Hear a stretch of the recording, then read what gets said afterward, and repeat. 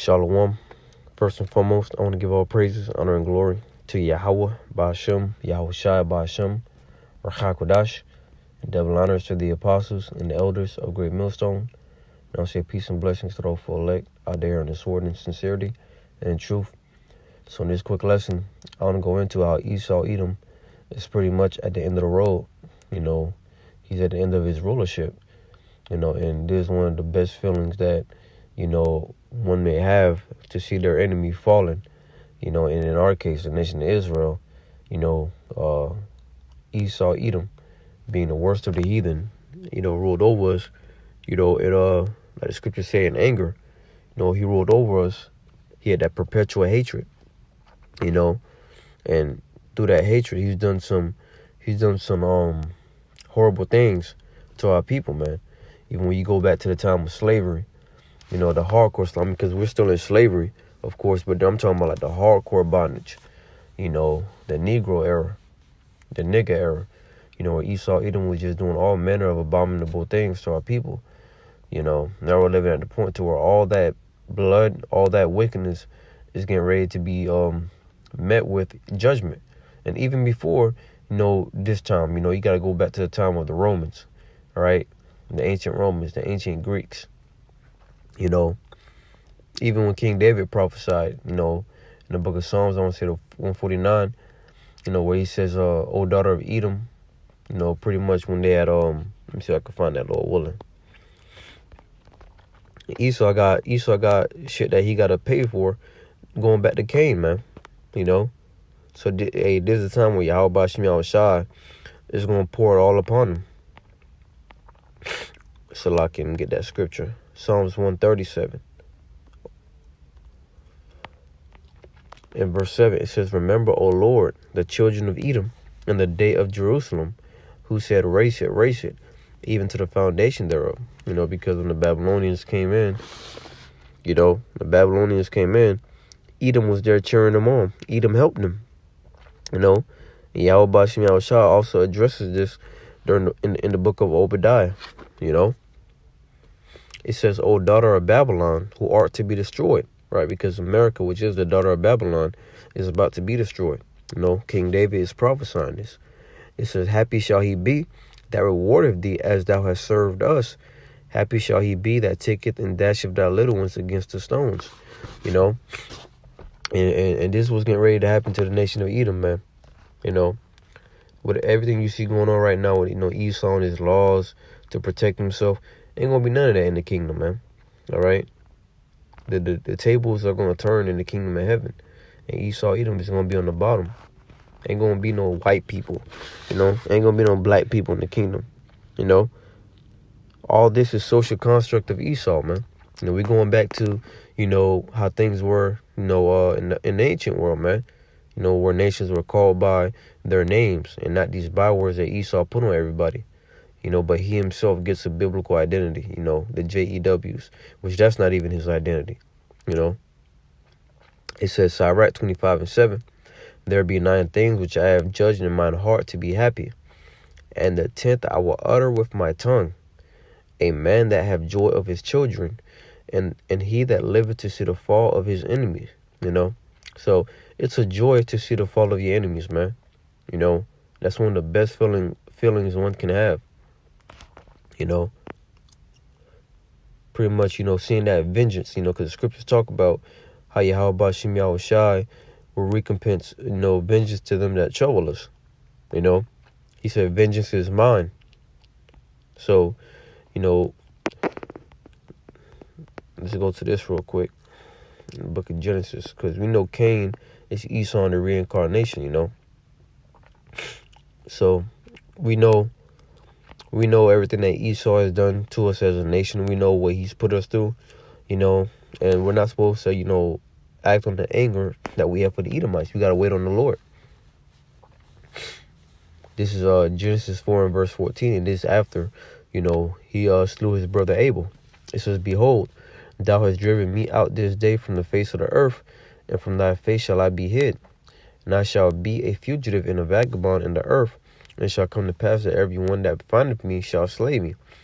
And the Lord Yahweh said unto him, Therefore, whosoever slayeth Cain, vengeance shall be taken on him sevenfold. And the Lord set a mark upon Cain, the mark of leprosy, lest any finding him should kill him. So Esau Edom is off limits, man, because he's being reserved for Yahweh Ba'ashem Yahushua, you know.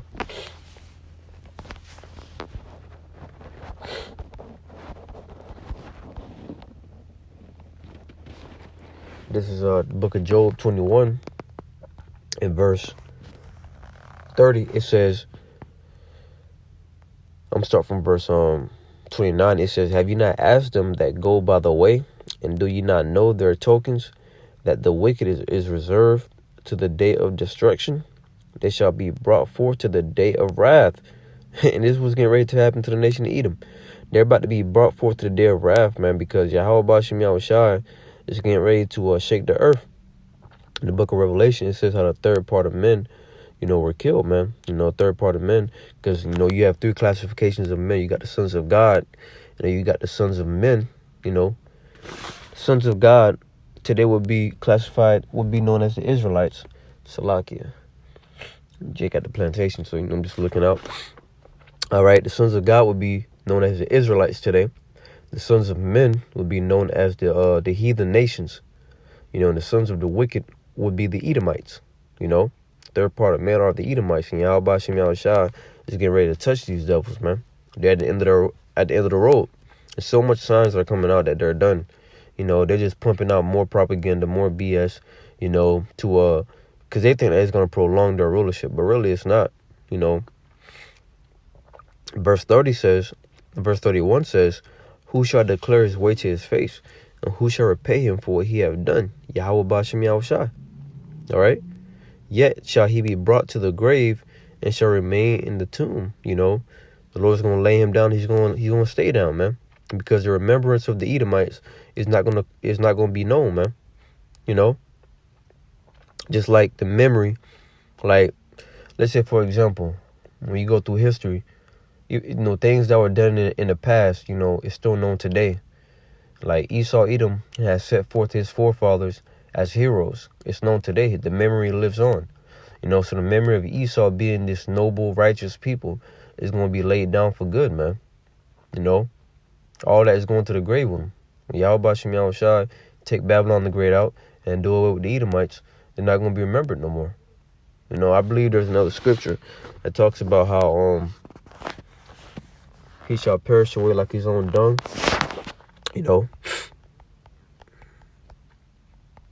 I know it's in Job too. Yep.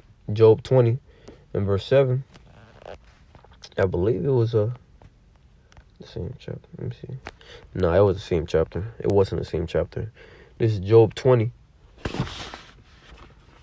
Job chapter 20 and verse 4. It says, knowest thou not this of old, since man was placed upon earth, that the triumphing of the wicked is short, and the joy of the hypocrite but for a moment.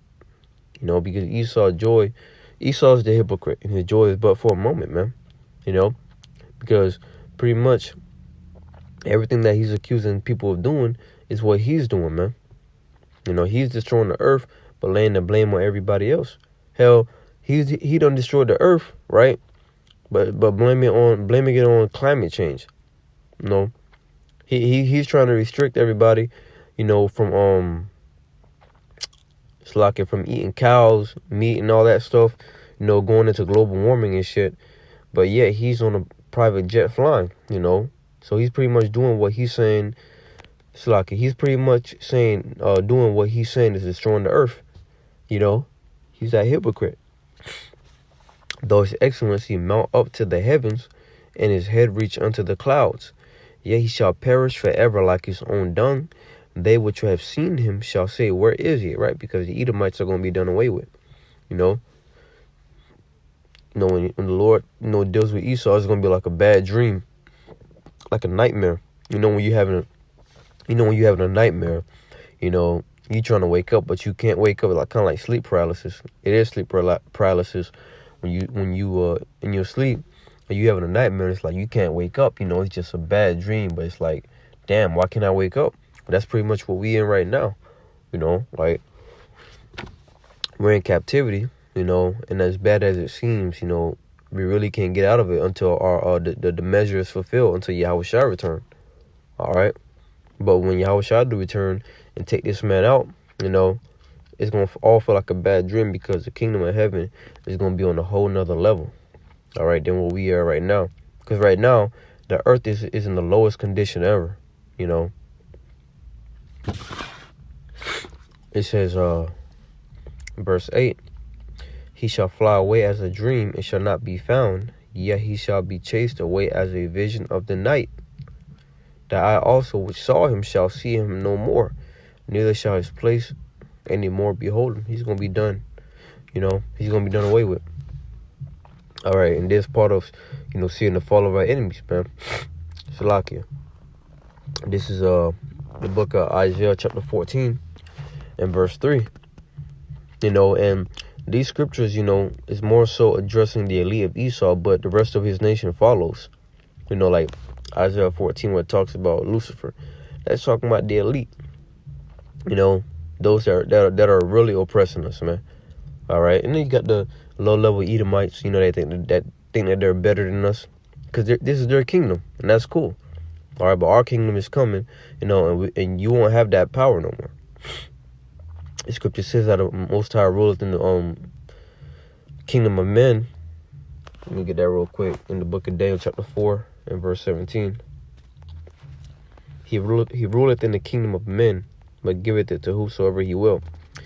Daniel 4 and 17, this matter is by the decree of the watchers, and the demand by the word of the holy ones, to the intent that the living may know that the Most High ruleth in the kingdom of men, and giveth it to whomsoever he will, and setteth up over it the basest of men. And the basest of men is in power right now, and about to be removed out of power. Okay? So let's go to Isaiah chapter 14 and verse 3. It says, and it shall come to pass in the day that the Lord shall give thee rest from thy sorrow, and from thy fear, and from the hard bondage wherein thou wast made to serve. And thou shalt take up this proverb against the king of Babylon, the elites of Esau. All right, the king is talking about the ruler, and the elites are the ones that rule Babylon. All right, and the Rothschilds, the Rockefellers, Oppenheimers, these different elite Edomites behind the scenes, you know, they're known as the king of Babylon. You know, mainly the the Rothschilds, you know, but they're all in cahoots with each other. You know, they're all Esau. And say, how have the oppressor ceased? The golden city ceased, right? Have the oppressor ceased, and this was going to be set of Esau in the kingdom, right? The golden city is talking about America, Babylon the Great, because at one point in time, America, you know, could not be touched, you know, and at some point cannot be touched right now, because their blessing is the sword. You know, they still have the sword as their blessing, okay, and that's still in effect. When I'm talking about going back, let's go to the 50s, 60s, and 70s. Nobody would lift their tongue to speak against America, man. You know, but now America is being spoken ill of. Why? Because the nations have no fear of this place no more. The Lord is putting a spirit of war on these nations, and pretty much they're bold now to come against this harlot. All right. It says, verse 5, the Lord hath broken the staff of the wicked and the scepter of the rulers, their rulership. He who smote the people in wrath with a continual stroke, he that ruled the nations in anger, is persecuted, and none hindereth. All right. So, because when we get these devils in the kingdom, we're gonna put major hell on them in righteousness. You know, we're not gonna be doing that wicked stuff he did to us, but we're gonna put a righteous hell on the Edomites. All right. The whole earth is at rest and is quiet. They break forth into singing. Yeah, the fir trees rejoice at thee, and the cedars of Lebanon, saying, since thou art laid down, no fellow is come up against us. You know, and remember, people are also likened unto trees. You know, because twofold scripture. You know, the literal trees will be rejoicing that this man's taking out of power, because he stayed cutting these trees down. But also, the people that he's oppressing, you know, mainly Israel, is going to rejoice when he's taken down, because, you know, that's all Esau do. Esau, all he does is shed blood, man, death. You know, if he sees something in another land that he wants, He creates propaganda, to justify himself stealing it, and in the sense of him doing so, right, in the action of him doing so, people gonna die. That's just Esau. All right, he's a man of blood. All right. So now we're gonna go to Revelation, the 12th chapter, because him being taken out of power, him being at the end of the road, this is what it's gonna lead to. All right. Eventually, it's gonna lead to him coming down with great wrath. Therefore, Revelation 12:12. Therefore, rejoice, ye heavens, and ye that dwell in them. Woe to the inhabitants of the earth and of the sea, for the devil is come down unto you, having great wrath, because he knoweth that ye have but a short time. All right, his time is short, so in their mind they gotta move faster. They gotta hurry up, because one thing they know for sure is that Yahushua is coming back. Yahushua is coming back because the men of the Lord are speaking it, and the Lord is showing them signs too, man. Because them chariot sightings, they're appearing more and more, as we get closer to the return of Yahushua. All right, and they have the technology to see the chariots, man. So, they're seeing things and they're in fear, and they're hearing the men of the Lord speak, these words. So it's like, we're through, So they're gonna have to come down with that great wrath in order to move quicker, with their agenda, man. But at the end of the day, it's to no avail, because the story is written, man. It's already written that you're gonna go into captivity and you're gonna be done away with. Ultimately, you're gonna lose. We're just waiting for it to play out. All right. So, Lord willing, this lesson was edifying. Once again, this has been, we're at the end. Salaki, Esau is at the end of the road. He's at the end of his rulership. Okay. So, Lord willing, this lesson was edifying. I want to give all praises, honor, and glory to Yahweh Ba'ashem, Yahushai Ba'ashem, Rachak Kodash, and double honor to the apostles and the elders of Great Millstone, and shalom to the whole full elect.